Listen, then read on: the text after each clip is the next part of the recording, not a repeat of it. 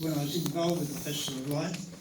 That reminded me, I had a phone call from one of the bishops saying we're forming this new organisation to promote Christian values and oppose all the immoral things that are being put up at the moment, same-sex marriage and so on. And it's a committee that's been formed with representatives of all the churches, and we've been praying about who should be the director, and we believe you're the man. So I was invited to become the director of the Festival of Light Community Standards Organisation. So that really got me involved with a lot of the political issues, because we had to then fight with both governments, Liberal and Labor governments over those years, in promoting Christian values. And so I guess I learned a lot from that experience. But I thank the Lord for that opportunity of working with the church leaders and trying to influence these issues. So I developed a plan which I thought was very clever. The media were not interested in Christian values whatsoever, and so we couldn't get any publicity. And I thought, well, what I'll do is I will force them to give us publicity by inviting prominent speakers from all over the world to come to Sydney and speak. And so I then did a search and finished up the whole range of people, basically one every year. People like Malcolm Muggeridge, who was Britain's leading atheist, and then I'd heard he'd been converted. And people said, no, he can never be converted, he's such a strong atheist. And so I made an arrangement to go and visit him at his home in the UK and quizzed him, and he was definitely converted. And I said to him, Malcolm, who led you to Christ then? And he said, Jesus. I said, what do you mean? I don't understand that. How could Jesus do that? He said, that's what happened. He said the BBC, in its typical fashion, hired him then, Malcolm Muggeridge, the atheist, to make a documentary on the life of Jesus. So he went to Palestine and to Jerusalem and all the other places where Jesus had been, including on the Emmaus Road. And he said, remember the story where two disciples were talking about spiritual things and Jesus appeared to them? He said, I was there with the camera crews to film this Emmaus Road event as an atheist, and he said Jesus appeared to me. Wow. So that's how I was led to Christ by Jesus himself. And I spent a month talking with him, and I believed he was genuine, that he had been truly converted by an encounter with Jesus Christ himself. And so it was a remarkable conversion. And so he gave talks here in Sydney. We hired Hyde Park, and I think about 40,000 people turned up, packed Hyde Park for a big open-air rally, and with all the church leaders on the platform and so on. So that was a great experience, and I had him go all around the other states and speak in all the major venues in those states as well. On top of that, I thought, well, who else can I have? So I finished up the whole range of people, and these aren't all in order. I'm doing this off the cuff. Like Mother Teresa, the Year of the Disabled. I thought, who could be a good speaker for the Year of the Disabled? She's a wonderful person ministering to disabled people and so on. And so I invited her from India to come to Australia and speak at rallies all over Australia again, and had a wonderful time with Mother Teresa. But each of those personalities attracted the media, and so we got a lot of media coverage then on the spiritual and moral issues that we were dealing with. So I've had an interesting experience in my life, because I was and I'm still a pastor. And I say to the members of Parliament, I'm a pastor still in Parliament. That's And right. they say, when did you resign as a pastor? So I've never resigned. I'm still a pastor. So the Parliament, and so that's where I exercise my ministry, and so Parliament has become my church. And that God opened my eyes up to that. I used to use St Stephen's Church across the road. St Stephen's, what was Presbyterian, now United Church, is actually right opposite Parliament House. So I used to use St Stephen's for forums and other meetings, and then God convicted me. Fred, why are you doing that? Why aren't you using Parramatta House? I said, well, you're not supposed to have Christian meetings and forums. So I just ventured out and started doing that. And so I regularly now organise forums every month in Parramatta House under various names. The Australian Christian Movement, ACNA, Christian Worldview is another front. These are all fronts I've set up to invite non-Christians to hear about Christian issues, the issues we've been talking about already here in our conference. And so we've had a lot of opportunities using Parliament as my church. So we have the forums, and we have a prayer meeting that meets with members of Parliament when they're available, and so on. So it's been a great experience. But when I was first converted, I was in a church, and I shouldn't name the church because it may sound I'm being a bit critical, but they were very anti-politics and saw politics as corrupt. Christians should not get involved in politics, and that's what I was taught as a young Christian. That's what it was all about. And so when I felt God leading me into politics, it was a bit of a challenge for me. In fact, I just remembered with that church, I said, you used to ask me to come and preach regularly at this church in the western suburbs, and I said, not now that you're a politician. I said, well, I'm still the same Christian. But it just showed me there is a prejudice some Christians have, which I think is wrong, in having a very negative attitude to politics and even discouraging people, young Christians, from becoming candidates and getting involved in elections and so on. We should be in the forefront of the battle as Christians. And so that's how God's called me in that way. In fact, I even had a direct call from God, a vision where, and this is before I stood for Parliament, and in this vision, I'd never been to a boxing match, but I was actually seeing a boxing match. And God was showing me this boxing match. And the referee introduced one man, a very big, brutal man, and then he said, now, who will get in the ring to fight this man? And I was trying to work out what's this vision all about. And no one would get into the ring. And then God said to me, Fred, that ring is politics. That's Parliament. I want you to get into that ring and sort of land a blow for me. And so that's how I got my call then to stand for Parliament, which I did. I looked at both Labor and Liberal parties, and I wasn't very happy. I'm not critical of Tanya because she's doing a terrific job in the Liberal Party. But I wasn't very happy with some of the Liberal Party people that I knew, or the Labor Party. So God put it in my heart, Fred, you'll have to start a Christian party, and not just a nominal Christian party, which you have in Europe, which don't really practice truly biblical Christianity. I want to have a truly Christian party. So I felt led then to start the Christian Democratic Party and to base its rules and regulations on the constitution of a church. So it's the only political party that has a statement of faith at the beginning of its constitution. What we believe about God, what we believe about Jesus Christ, and so on, and all those moral issues. So they're all in black and white, so no one's in any doubt as to what the party stands for. And so, starting from that very small beginning, when I stood and got elected, but I was in the era of Bob Carr and the Labor Party. We were there for 16 years. So I came probably the wrong time. I wasn't welcomed.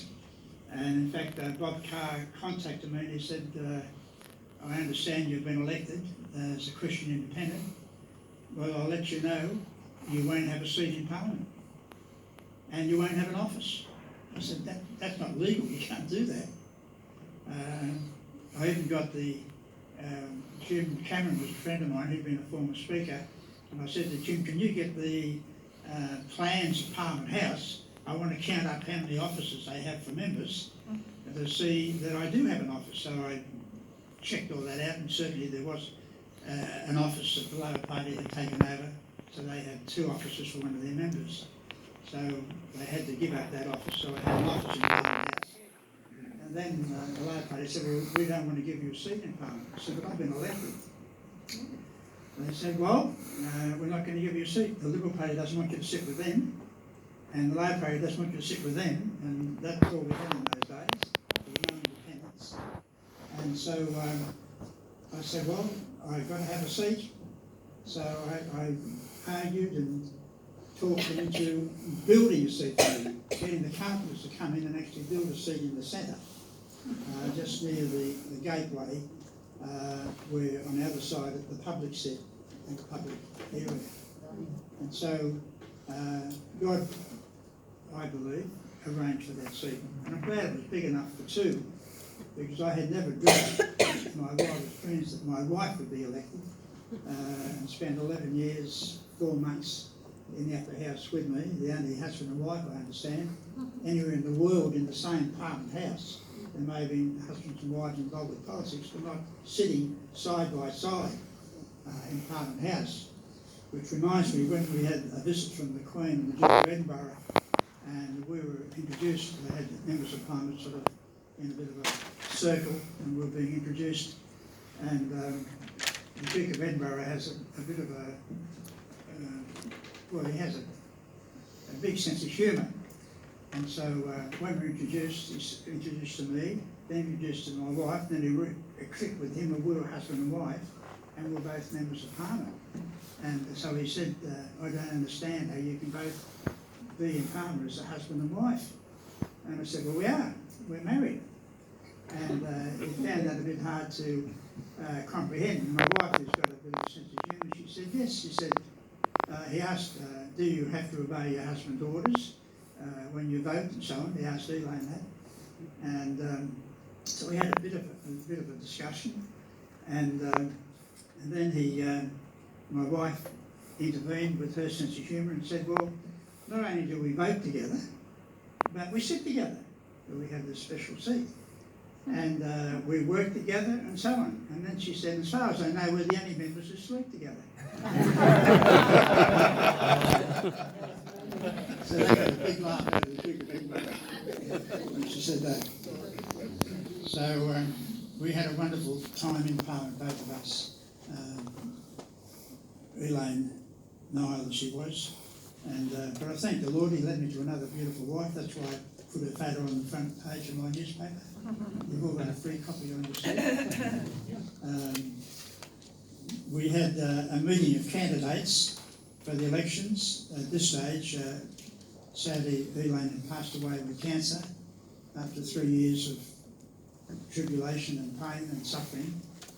And I was inducting a whole lot of new candidates for the Christian Democratic Party, and they're on the stage, and you probably think I'm dreaming or making this up, but I believe I saw a light shining on one in the centre, one of these candidates. I thought, good, who's that? And after they were inducted, I did the induction.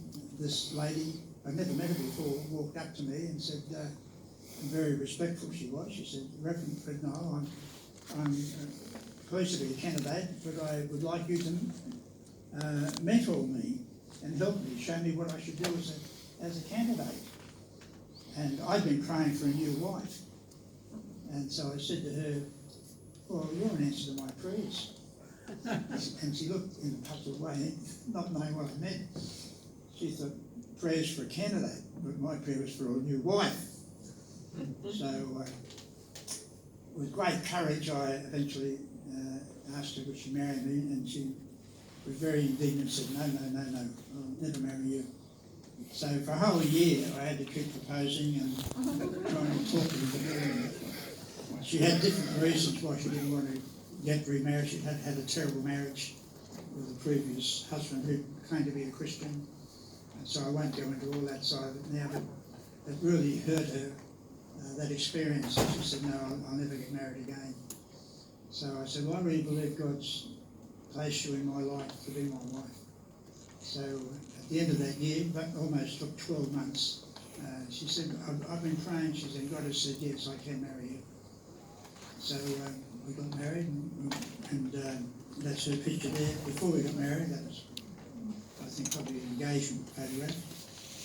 And she's been a great inspiration and support to me in my life in Parramatta and the Christian issues I'm involved in. She's a very, she was a teacher for 35 years, so she's very well versed on issues and what should be done and said. So she's a great speaker, and I hope that she might arrive here later today.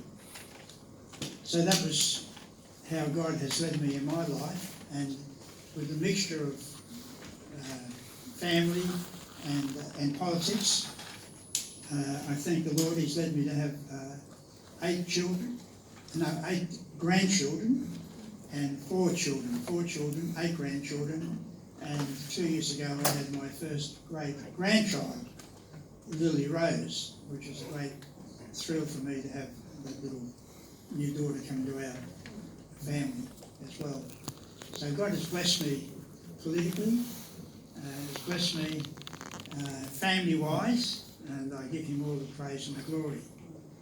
So, as I said, in forming a Christian party, I based it on a church constitution, which has a statement of faith, a board of elders, deacons and so on. So we have a board of management and all that. So I drew up our constitution, and it's interesting, while I'm talking to you right now, our party is having its monthly board meeting and council meeting, and they're discussing some amendments to that constitution.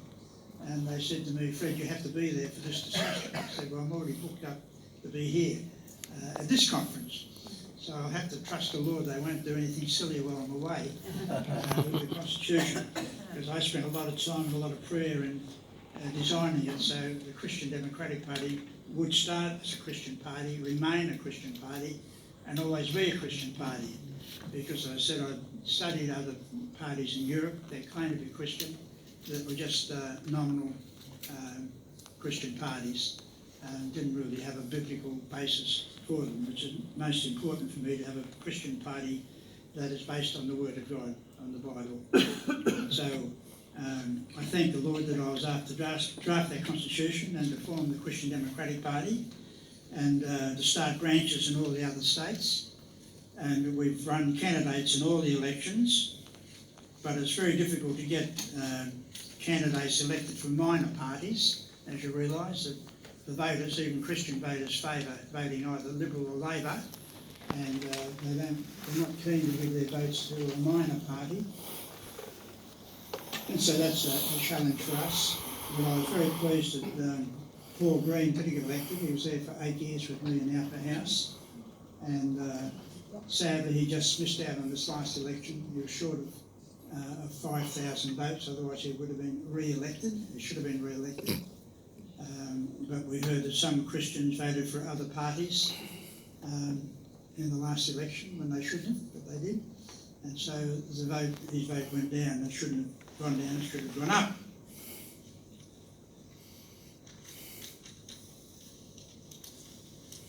So in Parliament, another challenge that I believe God put into my heart, I would obviously pray about the issues that were coming up and want to have a response to them. And God said to me, look, you're in Parliament, you should show the people what a Christian government would be like, not just a Christian member, which you are, and now a Christian party, but what a Christian government would look like. And I thought, well, what does that mean? Well, it means me acting as if I'm the government. So I then proceeded to draft bills on every issue under the sun and present those to Parliament, because when you're not in the government, all bills come through the government. They introduce the bills and so on, and they're either defeated or passed. It's very hard for a minor party or an independent to ever get a bill passed through Parliament. It's almost impossible. And but God challenged me to do that. So I've introduced now as if I was the government, and then I had to try to convince the government to vote for them and the other members of Parliament. And so we have succeeded in putting up a number of bills that had been passed into law that I drafted. I was thinking of what issues and areas that I should use to put up bills, and I thought, well, one of the areas I was concerned about was health, because people thought if Fred and I put up a bill, there'd probably be a bill dealing with drugs or homosexuality. And I thought, well, I'm not going to trick them, but I'll come in another direction, work out what are the health issues in the state and what can I do in that area by introducing bills dealing with it. And the area that was so obvious to me was the problems with smoking and all the health problems from smoking. And so I visited the hospitals and went to the wards where they have all the patients who are there through nicotine problems in their lungs, which usually becomes fatal. And that's what happened to my own father. That's why it was on my heart, this issue, that he was a heavy smoker, and he died of lung cancer through smoking. And so I put up this bill to prohibit tobacco advertising in New South Wales. And I said, you'll never get that bill passed. The tobacco companies went berserk. I even had the newspapers contact me, the Herald and so on, and say, Fred, don't you know, if we lose this advertising, we get $200 million a year from tobacco advertising. So you're not going to get any support from us for your bill, which will prohibit tobacco advertising. So it was a big battle to get that first bill passed. The bill itself prohibited tobacco advertising, and the Labor Party, after a lot of discussions with me, said, look, we'll actually support that bill. But the Liberal and National Party totally opposed it. And they had some links, I don't want to name people, but some prominent people were on the board of the tobacco companies and so on. And they said, the Liberal National Party will never support a bill banning tobacco advertising. I said, well, I'm still going to pursue it anyhow. And so, to my surprise, as I said, the Labor Party said they'd support it. And sometimes when they do things, they have lots of different motives. And I think one of those was that they're against big monopolies, and they saw tobacco companies as a big monopoly. So as a Labor movement, we should be against the tobacco company, not so much the tobacco product, but the companies, that sort of industry. So I didn't mind what was their reasons for doing it, but they said, we'll support your bill. So we got right to the night we were going to vote on the bill, and the Liberal leader came and saw me and he said, Fred, we've been opposing your bill, and just letting you know, tonight we're going to vote for it. I said, that's great. Why is that? You've got the numbers. The reality of politics. They counted up the votes that I had and realised I now had enough votes to get the bill passed without the Liberal and National Party supporting it, which is what happened. So I then went for broke and put up another bill to prohibit smoking in public places. That's why no one's smoking here, no one smokes in cafes, and so on. And I was able to get that bill passed as well, which was a major health bill in protecting the health of the people of New South Wales. And the third one was prohibiting smoking in cars with children. So that was my tobacco health bills. But I won't take the time to go through all of them. I've got a list of them here, of all the bills that are still being debated in the Parliament. And a number have been passed. I just had one passed just recently called a provocation bill, which dealt with people who say could attack a woman, a man bashes a woman and say, well, she provoked me. And then he'd be charged with manslaughter. If he killed her, he'd be charged with manslaughter, not murder. And the same thing was happening with a number of homosexuals were getting bashed and some were getting murdered as well. And if someone was caught for doing that, they'd be charged then with manslaughter, not murder. And so by me putting that bill up and having it passed, dealing with provocation, that could not be used as defence in court anymore. So I was very pleased for that one to be passed as well. So I won't go through all of them, but I'll just mention a few because I know they'd be similar to your concerns now,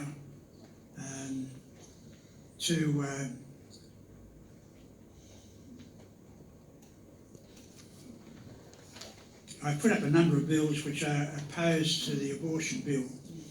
So I've got the Crimes Amendment, Prenatal Termination Bill, Crimes Amendment, Protection of the Fetus Bill, the Crimes Amendment, Zoe's Bill. They're all dealing with protecting the unborn child. And the Zoe's Bill was passed by the Assembly, but I couldn't get it passed by the Upper House. So hopefully in the future it will be. And that could help on this whole abortion debate. Pregnancy termination, information about pain to child in utero bill. Some of these bills are based on what's happening in the United States and some of the states there where they've been very successful. Pregnancy termination, mandatory counselling bill. Pregnancy termination, mandatory reporting bill. Sex services, advertising prohibition bill and so on. So a lot of those bills we're still working through and a number have been passed, for which I thank the Lord.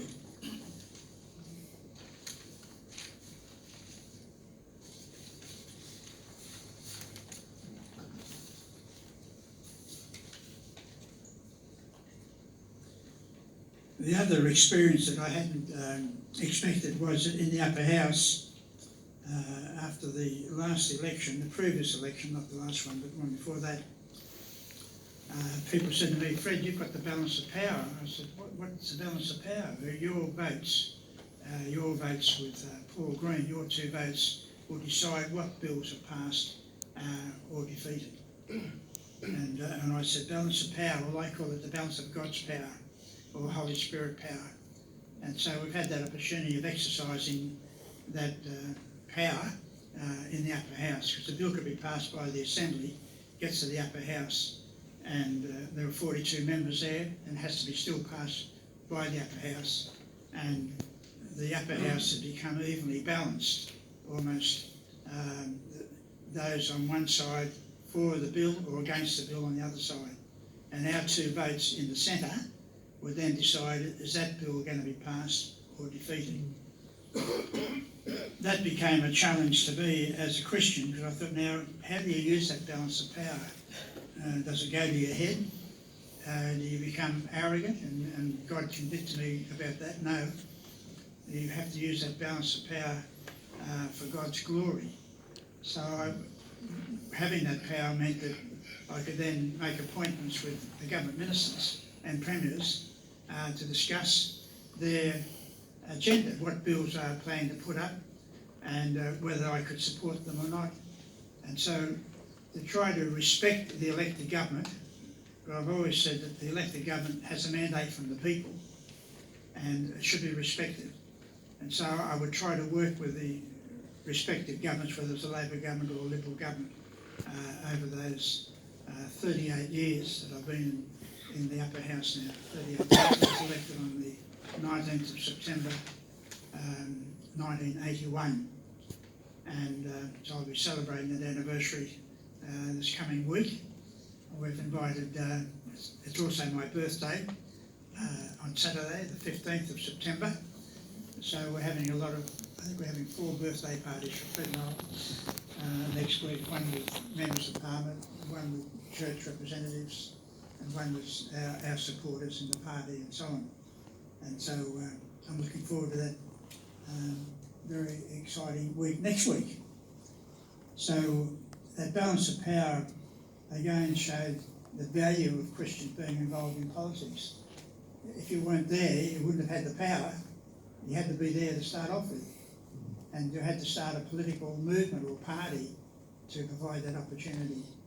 And so God took step by step, showing us how to influence this state of New South Wales. And we've been one of the better states out of the whole of Australia. And we're now reaching a climax, if you can use that word, where a lot of the bad changes that have occurred in the other states, mainly under Labor governments, have now all arrived on the doorstep of New South Wales. And the worst one is the abortion bill that we'll be debating again next Tuesday. It's been passed by the Assembly, the lower house already. So once it's passed by the lower house, it then goes to the upper house.